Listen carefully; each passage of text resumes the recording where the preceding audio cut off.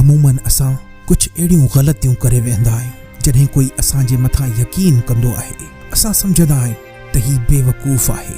हाणे जेतिरो थी सघे इन सां रांदि कयूं, इन सां उहा मज़ाक कयूं, इन जे जज़्बात सां, इन जे हौसलनि सां उहा मज़ाक कयूं, जो हिन खे ख़बर पइजी वञे त कीअं कंहिंजे मथां यकीन कबो आहे। मगर ए मुंहिंजा दोस्त, ए मुंहिंजा भाउ, कॾहिं बि कंहिंजे जज़्बनि सां मज़ाक न कजांइ। कॾहिं बि कंहिंजे यकीन जो उनखे बुरो सिलो न ॾिजांइ। यादि रहे, उहो वक़्तु परे न हूंदो जॾहिं तूं कंहिं ते यकीन कंदे ऐं माण्हू तोखे बेवकूफ़ सम्झंदे। बहितरीन ज़िंदगी जे लाइ इहे फालतू शयूं छॾे ॾे।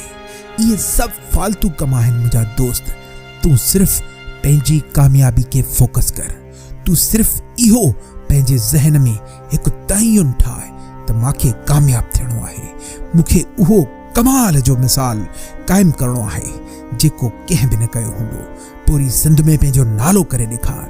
ए मुंहिंजा दोस्त, तूं घटि कोन्हे, तो में उहे एनर्जीज़ भरपूर भरियल आहिनि जो तूं पंहिंजे उन्हनि एनर्जीज़ जो फ़ाइदो वठी पूरी दुनिया फतह करे सघीं थो। दोस्तो, मुंहिंजो नालो आहे अली वकार ऐं तव्हां ॾिसी रहिया आहियो सैयद अली वकार ऑफिशियल यूट्यूब चैनल।